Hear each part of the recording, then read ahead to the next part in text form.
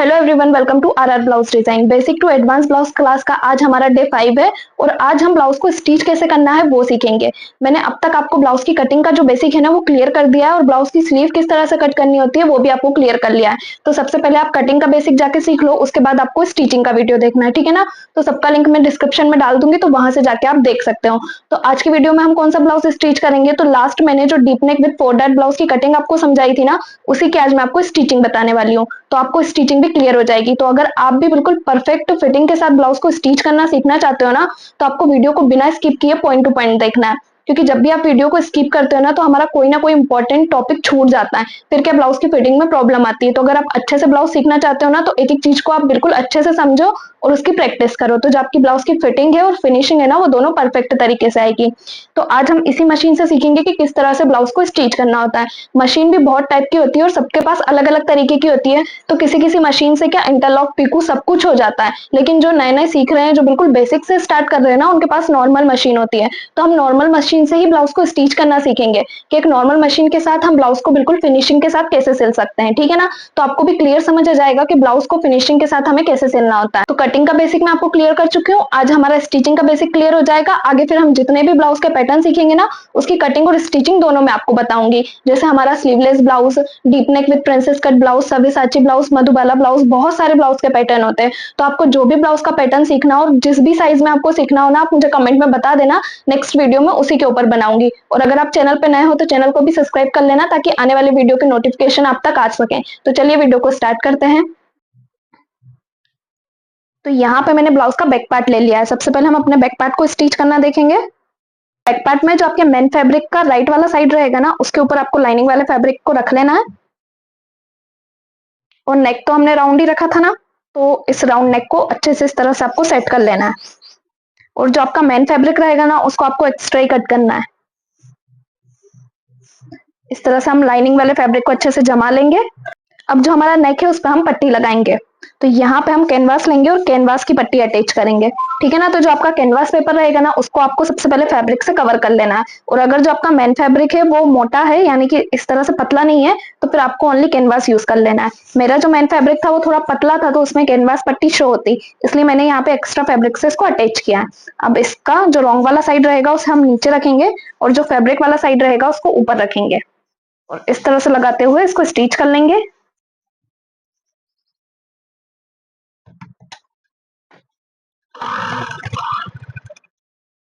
बिल्कुल अच्छे से आपको इसको सेट करते हुए रखना है।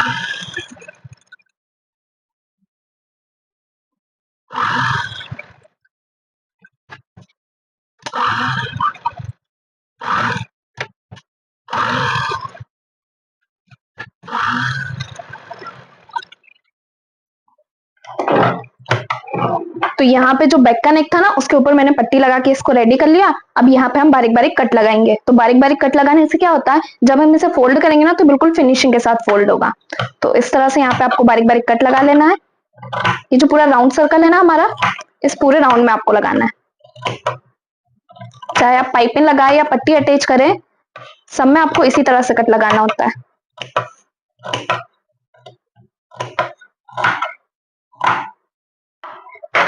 अब इसको कट लगाने के बाद जो लाइनिंग वाला फैब्रिक रहेगा ना, उसे हम अंदर की तरफ फोल्ड कर देंगे इस तरह से।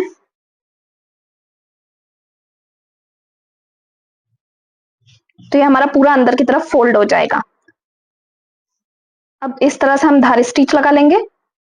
तो इसको फोल्ड करते हुए इसको पूरा आपको अंदर कर देना है।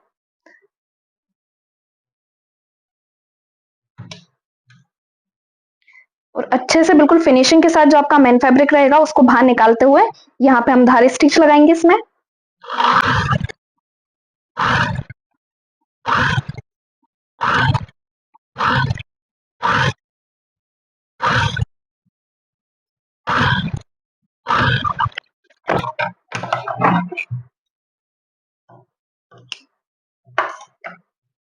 तो यहाँ पे हमारा जो नेक है वो पूरी तरह से रेडी हो चुका है। और जो हमारे कैनवास की पट्टी थी वो अंदर आ चुकी है इस तरह से।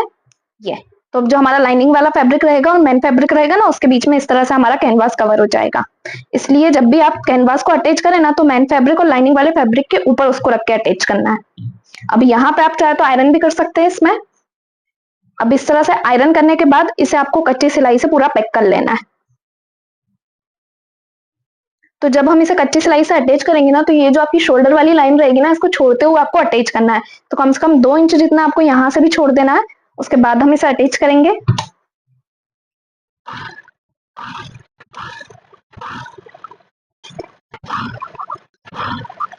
अब इधर साइड का जो हमारा शोल्डर वाला साइड है ना, उसे भी हम 2 इंच तक छोड़ते हुए यहाँ पे स्टिच को रोक लेंगे।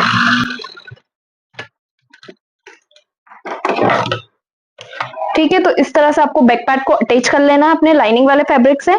अब जितना भी एक्स्ट्रा फैब्रिक जा रहा है ना, उतना आपको कट कर लेना है। जितना आपका लाइनिंग वाला फैब्रिक रहेगा ना, उसी के अकॉर्डिंग हमारा मेन फैब्रिक रहना चाहिए। तो जितना भी एक्स्ट्रा रहेगा उसे हम कट कर लेंगे।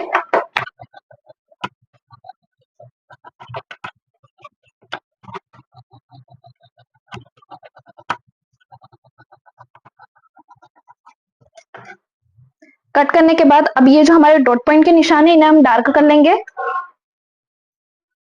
जब भी आप डीप नेक ब्लाउज बनाते हो ना, तो उसमें आपको डॉट पॉइंट लेना जरूरी होता है। इससे जो आपका बैक रहता है ना, वो ऊपर की तरफ चढ़ता नहीं है।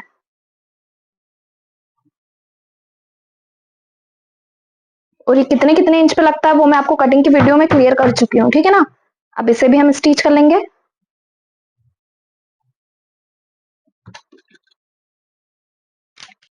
तो बिल्कुल फिनिशिंग के साथ आपको इसको स्टिच करना है। यहाँ पे जो पॉइंट बनता है ना, वो नहीं बनना चाहिए।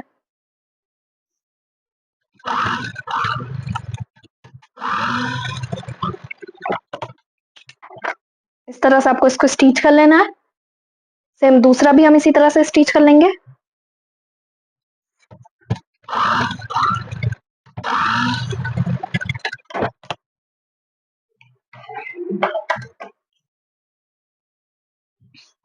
तो यहाँ पे मेरा कोई भी पॉइंट नहीं आ रहा है ना। इस तरह से आपकी भी फिनिशिंग आनी चाहिए। ये तो ये हमारा बैक पार्ट रेडी हो चुका है ना। नेक भी हमने यहाँ पे रेडी कर लिया और बैक पार्ट में हमने टक्स भी डाल लिए। अब बचा है नीचे वाला साइड हमारा, इसे भी हमें पैक करना पड़ेगा, ठीक है ना। तो यहाँ पे हम पट्टी अटैच करेंगे। तो मैंने ऑलरेडी यहाँ पे पट्टी कट की हुई है और इसे एक साइड से फोल्ड कर लिया है। अब नीचे की तरफ हम इसे रख लेंगे और इस तरह से स्टिच कर लेंगे।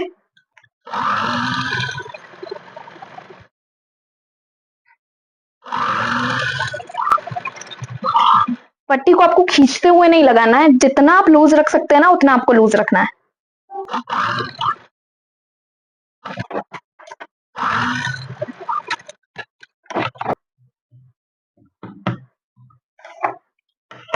अब पट्टी लगाने के बाद हम क्या करेंगे, यहाँ भी कट लगा लेंगे, ताकि जब हम पट्टी को फोल्ड करेंगे ना, तो वो अच्छे से फोल्ड हो सके। इस तरह से आपको इसको फोल्ड कर लेना है।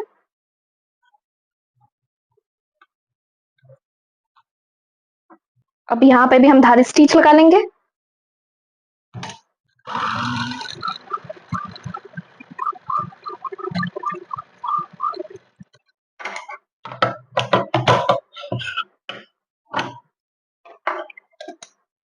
अब धार स्टिच लगाने के बाद ये जो हमारी पट्टी है ना, वो अंदर की तरफ फोल्ड हो जाएगी इस तरह से। और यहाँ पे हम तुरपाई करेंगे।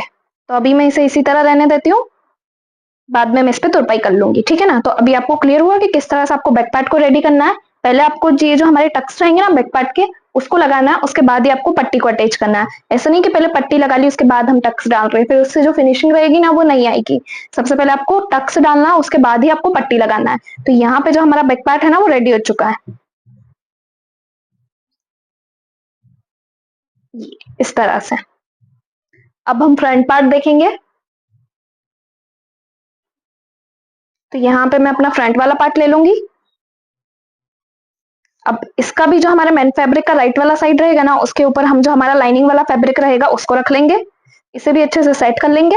और इसके नेक पे भी हम कैनवास अटैच करने वाले हैं। तो यहाँ पे मैंने ऑलरेडी कैनवास रेडी करके रखा हुआ है।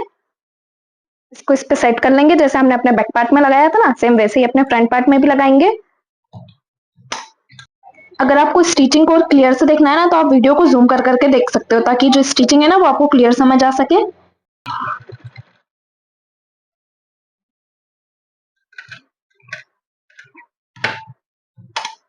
अच्छे से आपको इसको सेट करते हुए रखना, उसी के बाद मशीन को चलाना है।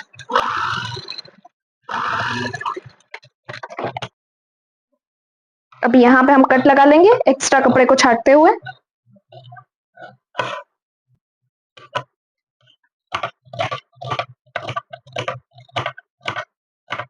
और इसको भी फोल्ड कर लेंगे।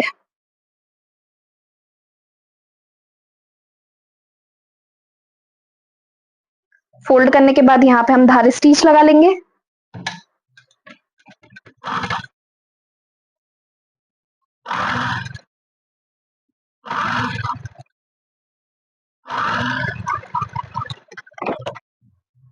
तो इस तरह से यहाँ पे मैंने नेक पे पट्टी को अटैच कर लिया है, ठीक है।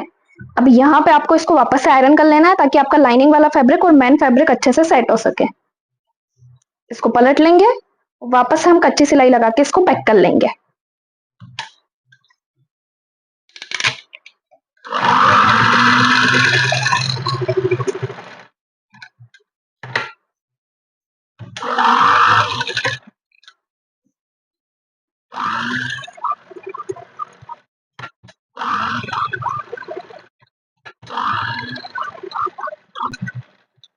अब बैक पार्ट के शोल्डर को हमने ओपन छोड़ा था ना यहाँ से 2 इंच तक, तो फ्रंट पार्ट में आपको ऐसा कुछ नहीं करना है।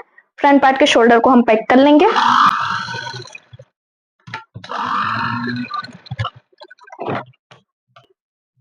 जितना भी एक्स्ट्रा फैब्रिक रहेगा उसको आपको कट कर लेना है।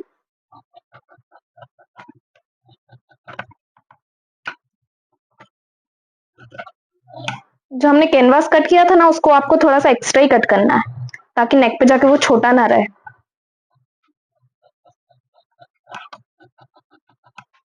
इस तरह से कट करने के बाद ये वाला जो हमारा डॉट पॉइंट था इस पे वापस से हम कट के निशान लगा लेंगे ताकि जब हम टक्स डालें ना तो हमें पता रहे कि हमें कहाँ पे सिलाई से इसको स्टिच करना है।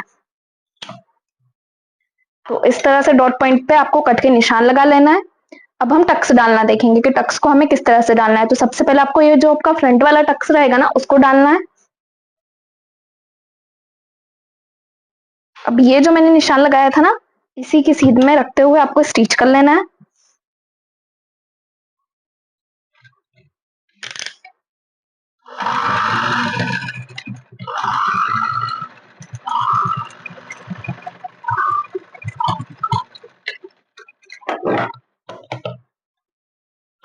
और इस तरह से आपको स्टिच करना है कि यहाँ पे कोई भी पॉइंट नहीं बनना चाहिए, ठीक है ना।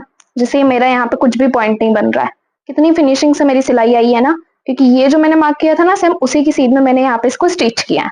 अब सेकेंड वाला डॉट पॉइंट हम डालेंगे, तो ये जो हमारा सेकेंड वाला डॉट पॉइंट है उसे भी हम इस तरह से रख लेंगे। और जहां मैंने आपको बताया था कि 0.25 इंच सिलाई में कवर करना है उतना ही आपको इसको सिलाई में कवर करना है। तो इसको भी रखते हुए हम इसमें सिलाई लगा लेंगे।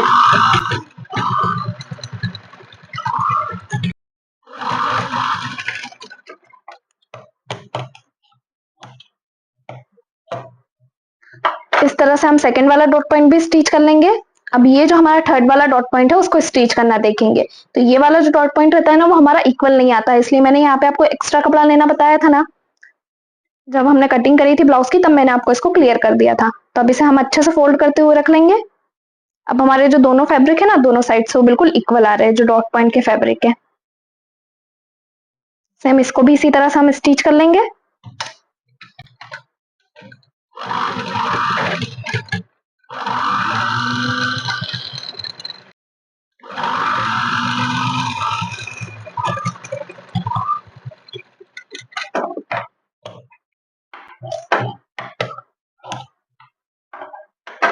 अब ये जो हमारे लास्ट वाला डॉट का पॉइंट है उसको हम स्टिच करना देखेंगे। तो जहां पे हमने 2 कट के निशान लगाए थे उसको बिल्कुल आपको इक्वल रख लेना है इस तरह से। तो जो हमारा आर्म होल है वो भी बिल्कुल सेट होके आएगा। इसको इसी तरह से रखते हुए हम स्टिच कर लेंगे।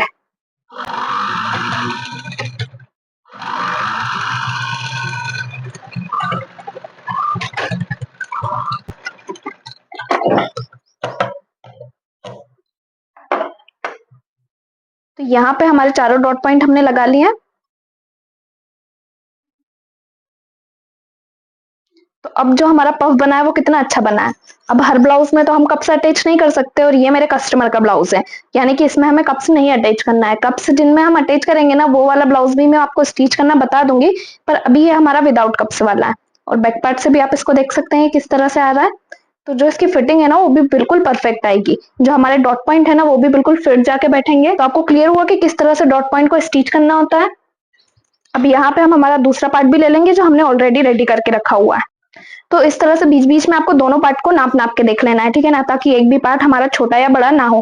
तो यहाँ पे हमने डॉट के पॉइंट लगा लिए ना, तो दोनों को नाप के देख लेंगे हमारे इक्वल आ रहे हैं या नहीं। तो ये जो पार्ट है हमारे दोनों इक्वल आ रहे हैं। अगर आपका छोटा या बड़ा आता है ना, तो यहाँ पे आपको डॉट पॉइंट को थोड़ा सा सिलाई में कवर कर लेना है, लेकिन अभी जो दोनों पार्ट है ना हमारे, वो इक्वल आ रहे हैं।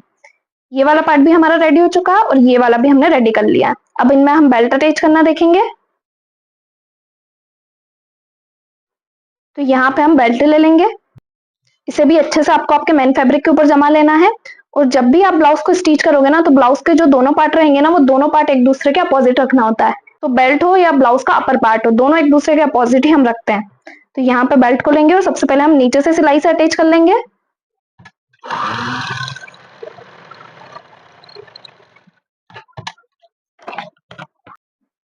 अब इस तरह से सिलाई से अटैच करने के बाद वापस से हम कट का निशान लगा लेंगे, ताकि इसे अच्छे से फोल्ड कर सके।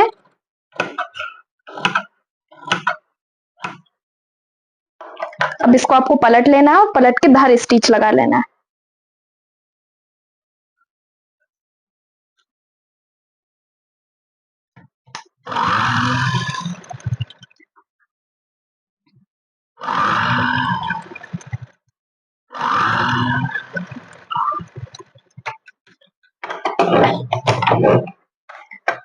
अब धार स्टिच लगाने के बाद हम क्या करते हैं, इसको पूरी सिलाई से अटैच कर लेते हैं ना, लेकिन बेल्ट को आपको ऐसा नहीं करना है। जितना भी बेल्ट का एक्स्ट्रा फैब्रिक रहा होगा ना, उसको आपको कट कर लेना है।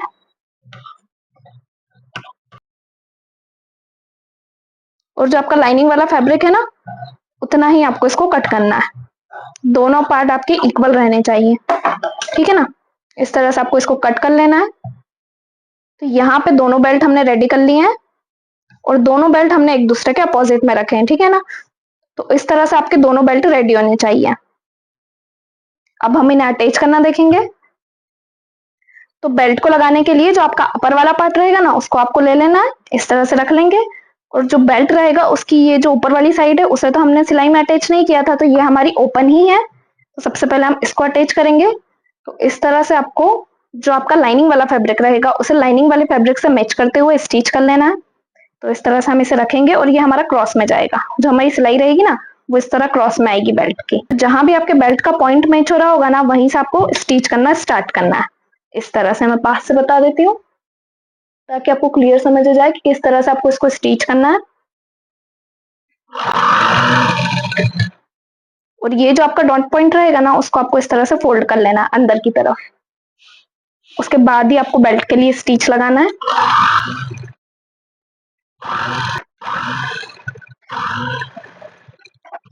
इस तरह से आपको बेल्ट को स्टिच कर लेना है। और अगर लास्ट से आपका हल्का सा बेल्ट एक्स्ट्रा भी आ रहा होगा ना, तो उसे आने देना है अभी, ठीक है ना। अब इसके बाद हम क्या करेंगे, इसको इस तरह से ओपन कर लेंगे।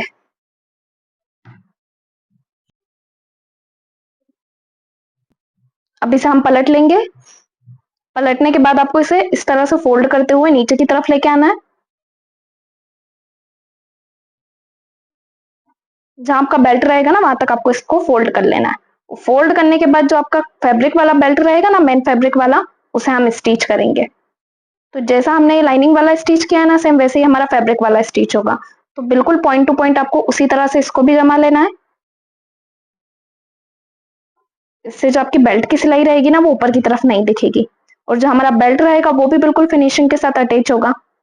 तो बिल्कुल पॉइंट टू पॉइंट आपको रखना है, कुछ भी छोटा या बड़ा नहीं होना चाहिए। इस तरह से आपको इसको अच्छे से जमा लेना है और स्टिच कर लेना है।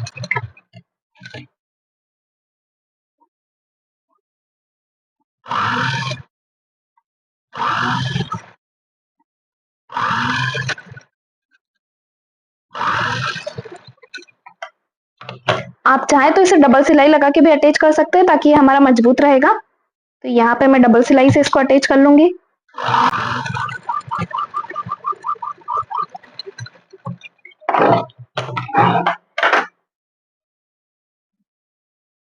तो ये हमारा कुछ इस तरह से दिखेगा। सबसे पहले हमने लाइनिंग वाले फैब्रिक को अटैच किया, उसके बाद जो हमारा मेन फैब्रिक था उसको अटैच किया। अब इसको हम बाहर की तरफ निकाल लेंगे। तो इस तरह से अच्छे से आपको इसको बाहर की तरफ पलट लेना है।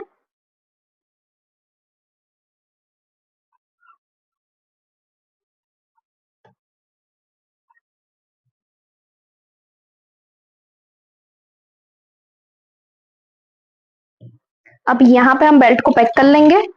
ये जो हमारा ओपन है ना, यहाँ से इसको आपको स्टिच लगा के पैक कर लेना है।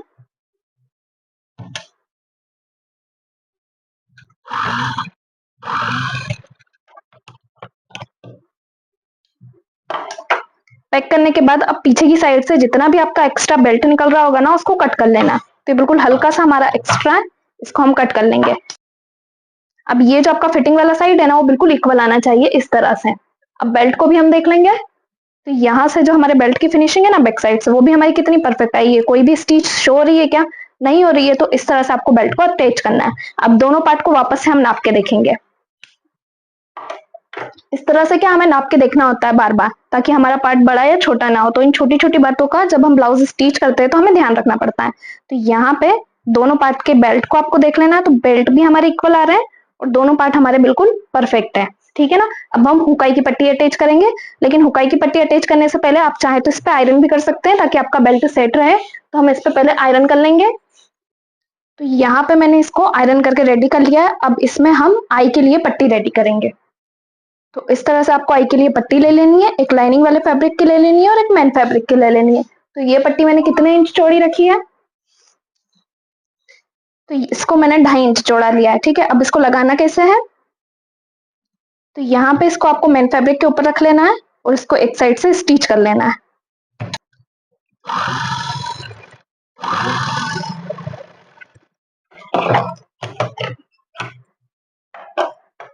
अब इसको हम इस तरह से पलट लेंगे।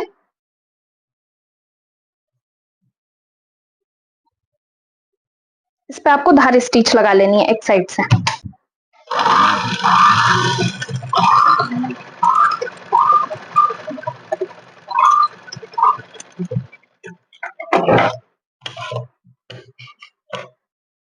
तो जो आपके लाइनिंग वाला फैब्रिक रहेगा ना, उस पे आपको इस तरह से धारी स्टिच लगानी है। जो आपका कपड़ा रहेगा उस पे स्टिच नहीं लगाना है। अब जो हमारा फ्रंट वाला पार्ट है उसे हम लेंगे और उस पे अपनी पट्टी को अटैच करेंगे। तो इस तरह से पट्टी को तो हमने रेडी कर लिया है ना। अब इसको आपको उल्टा कर लेना है। इस तरह से रॉन्ग वाली साइड को आपको आगे ले लेना है। आगे लेने के बाद ऊपर की तरफ से आपको इसको कर लेना है फोल्ड, क्योंकि जो हमारी नेक वाली साइड है वो भी पैक है और नीचे वाली साइड भी हमारी पैक है। अब इसको जो नेक है ना उसके ऊपर आपको अच्छे से जमा लेना है और जमाते हुए यहाँ पे स्टिच लगा लेना है।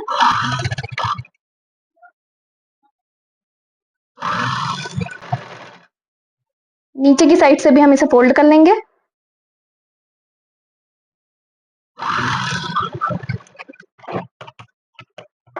फोल्ड करने के बाद इसको हम अंदर की तरफ पलट देंगे इस तरह से। बिल्कुल इक्वल आनी चाहिए। ये वाली जो हमारी सिलाई आ रही है ना, वहां तक आपको इसको इस तरह से पलट लेना है।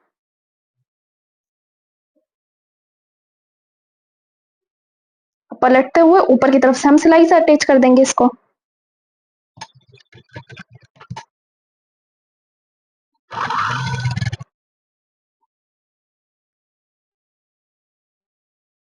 बिल्कुल अच्छे से आपको इसको सेट करना है कि आपकी ऊपर की तरफ और नीचे की तरफ दोनों तरफ जो पट्टी है ना वो सिलाई से अटैच हो सके।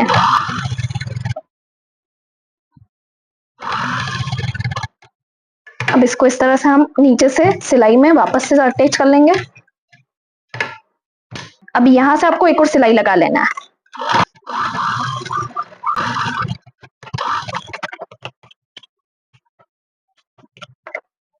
तो इस तरह से आपको स्टिचिंग से ना यहाँ पे एक बॉक्स बना लेना, और ये जो हमने बॉक्स बनाया है ना, यहीं पे हमारी आई बनेगी। इसलिए यहाँ पे 2 सिलाई लगती है हमारी। ठीक है ना। तो आपको क्लियर हुआ कि किस तरह से आपको इस पट्टी को अटैच करना होता है। बैक साइड से भी मैं आपको दिखा देती हूँ। तो बैक साइड से भी हमारी कुछ इस तरह से लगेगी, और जो हमारा दूसरा वाला पार्ट है ना, उसमें भी मैंने हुक की पट्टी को अटैच कर लिया है। तो यहाँ पे जो हमारा फ्रंट वाला पार्ट है वो पूरी तरह से बनके रेडी हो चुका है। तो यहाँ पे हमारा फ्रंट रेडी हो गया। अब हम स्लीव को अटैच करना देखेंगे। तो यहाँ पे स्लीव को ले लेना है आपको, और जो स्लीव रहेगी ना उसे भी आपको एक दूसरे के अपोजिट ही रखना है। अब यहाँ पे मेरी स्लीव में ना कपड़ा कम पड़ रहा था, इसलिए मैंने यहाँ पे जोड़ लगाया हुआ है। अब स्लीव में हम किस तरह से सिलाई लगाएंगे, तो इसको भी आपको अच्छे से बिछा के रख लेना है। और सबसे पहले यहाँ नीचे की तरफ से हम इसमें सिलाई लगा लेंगे।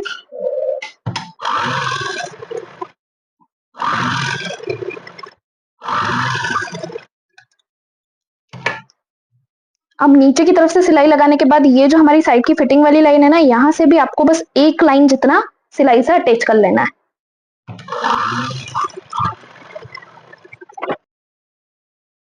एक लाइन जितना ही आपको इसको सिलाई में अटैच करना है, ताकि जब हम स्टिच करें ना तो जो हमारी स्लीव है ना वो कम ना पड़े। ठीक है, दूसरी साइड से भी हम बस एक लाइन जितना ही स्टिच करेंगे इसको।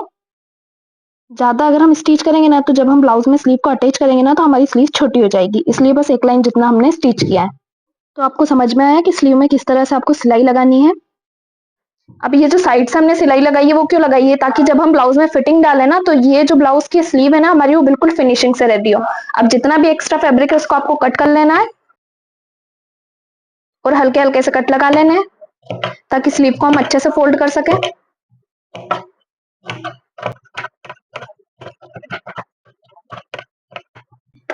अब इसको हम पलट लेंगे।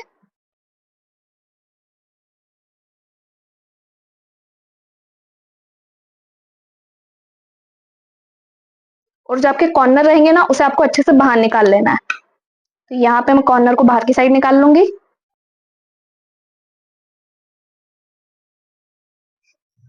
अब इसे भी हम धारी स्टिच लगा के पैक कर लेंगे।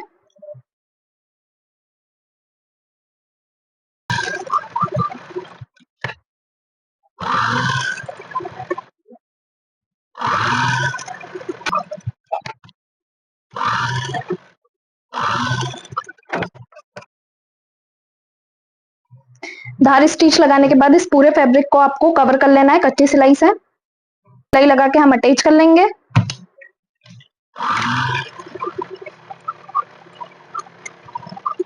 जितना भी एक्स्ट्रा फैब्रिक रहेगा उसको हम कट कर लेंगे।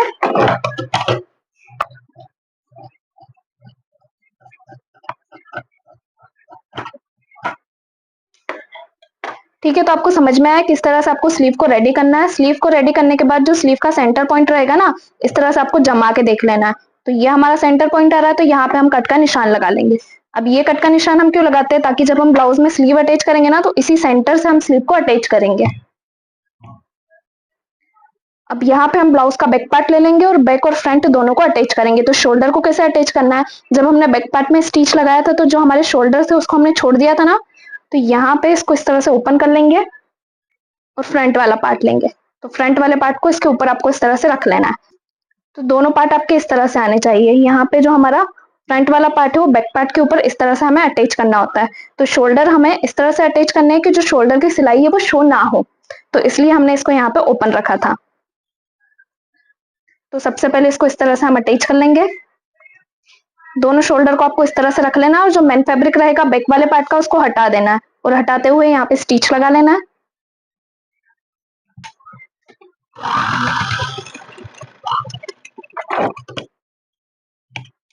स्टिच लगाने के बाद अब जो बैक का मेन वाला फैब्रिक रहेगा उसको भी यहाँ पे आपको ले लेना है इस तरह से, और यहाँ से स्टिच कर देना है रखते हुए। बिल्कुल इक्वल आने चाहिए। तो अच्छे से आपको इसको ऊपर रख लेना है।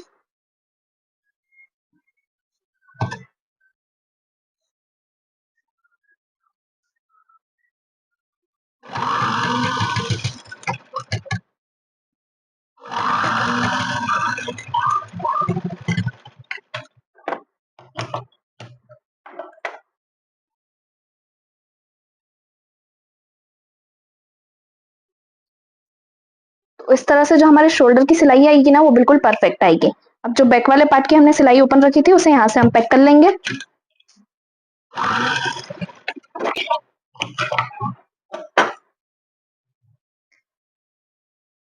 बैक साइड से भी हमारा पूरा कवर हो चुका है, फ्रंट से भी हमारा कवर हो चुका है। अब सेम ऐसे ही हम हमारा दूसरा वाला शोल्डर भी ज्वाइंट कर लेंगे।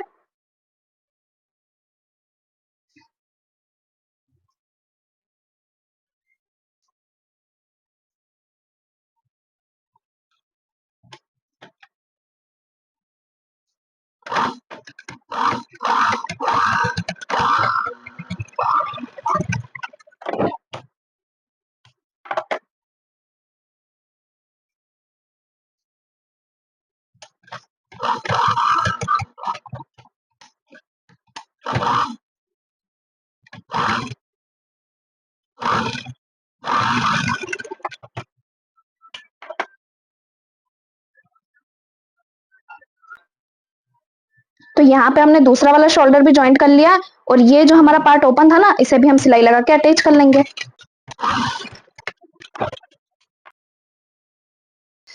अब दोनों शोल्डर को आपको नाप के देख लेना है कि हमारे दोनों शोल्डर जो है इक्वल आ रहे हैं या नहीं आ रहे।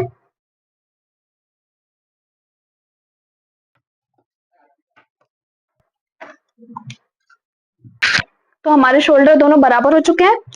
अब हम स्लीव को अटैच करना देखेंगे, तो यहाँ पे आपको सेंटर पे निशान लगा लेना है और सेंटर से ही हम स्लीव अटैच करेंगे। तो स्लीव का हमने यहाँ पे सेंटर निकाल लिया था ना, तो यही सेंटर पे मैं रखूंगी और सबसे पहले इधर साइड स्लीव अटैच करेंगे और फिर उधर साइड। तो सेंटर से रखते हुए आपको स्लीव को अटैच कर लेना है।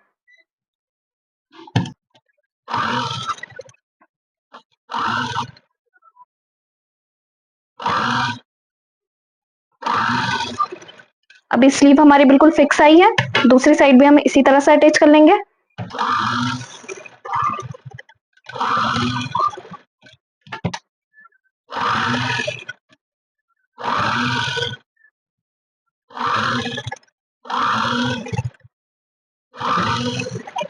और यहाँ पे भी हमारी जो स्लीव है वो बिल्कुल परफेक्ट आई है। अब वापस आपको सिलाई लगाते हुए सेंटर तक लेके आ जाना है इसको।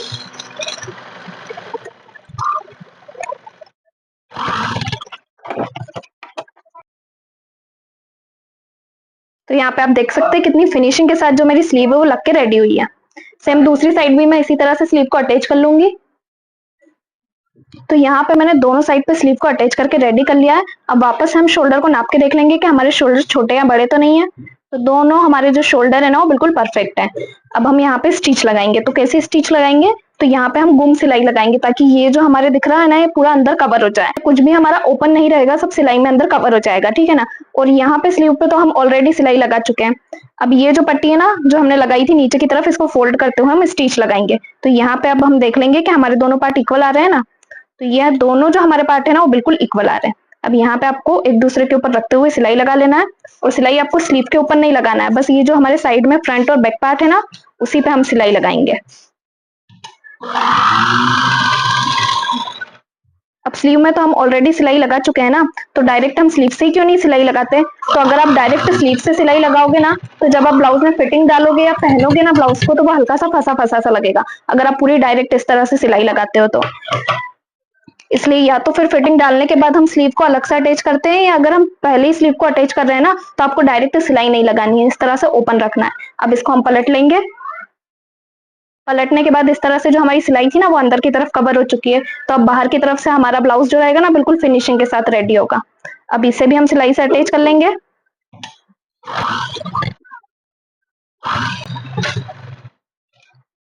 और स्लीव को तो ऑलरेडी हमने पैक किया हुआ है यहाँ पे। तो इस तरह से आपको सिलाई लगा लेना है। तो दोनों साइड पे मैंने सिलाई को लगा लिया है। ब्लाउज में फिटिंग डाल के हम इसे रेडी कर लेंगे। तो यहाँ पे आप देख सकते हैं कि हमारा ब्लाउज कितनी फिनिशिंग के साथ बन के रेडी हुआ है। आर्म होल में भी आपको कोई भी क्रीज नहीं मिलेगा, और जो आपके शोल्डर है ना वो भी बॉडी पे जाके बिल्कुल फिट बैठेंगे। बैक साइड से भी मैं इसको आपको दिखा देती हूँ। तो बैक साइड भी हमारा देख सकते हैं कितनी फिनिशिंग से बन के रेडी हुआ है।